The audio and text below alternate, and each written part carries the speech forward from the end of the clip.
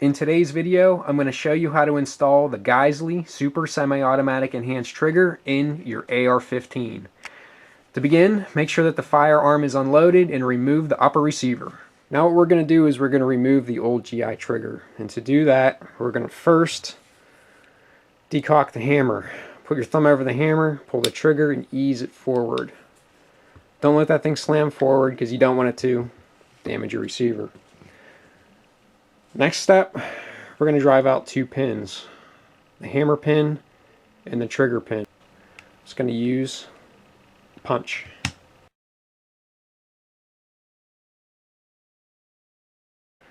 Now you want to keep your hand over that hammer because this thing is under spring tension. Just ease it out.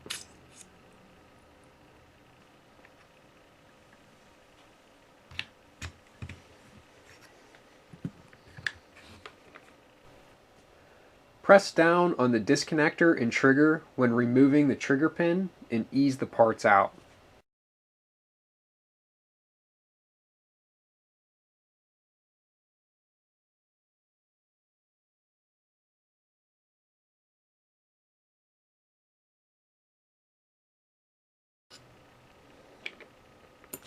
From Geissele, the trigger spring, and the disconnector are all going to come pre-assembled with the trigger pin driven through the assembly.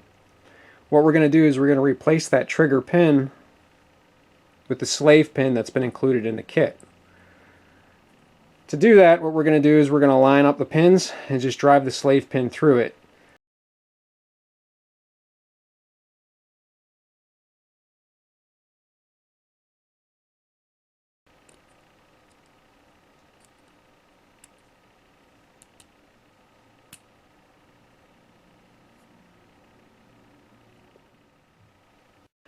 Next, what we're going to do is we're going to install our trigger assembly with the slave pin installed.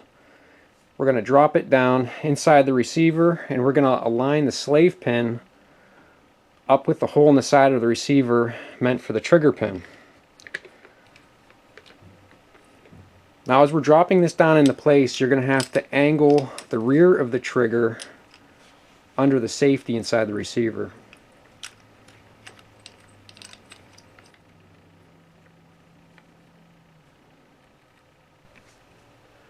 Once the slave pin is aligned, push the trigger pin through the slave pin.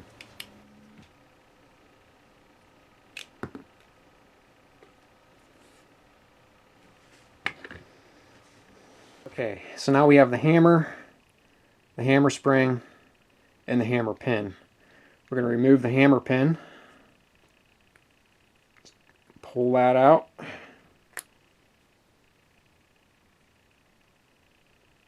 and it's recommended that you add a drop of the included lubricant down inside the hammer pivot. Now for the installation of the hammer. I've seen people try to install these with the hammer springs all kind of different ways. And the way you need to do it is this closed loop will be pressed up against the back of the hammer. These two legs are actually going to sit on top of the trigger pin. Now when you're pushing this into place, this is going to be under some spring tension there, so be careful. Once the hammer is aligned with the hole in the side of the receiver, insert the hammer pin. And after you get that hammer installed, you're going to want to add lubrication to any place where the hammer is going to come in contact with your disconnector. And finally, do a quick function test, verifying that your safety still works. And there you go.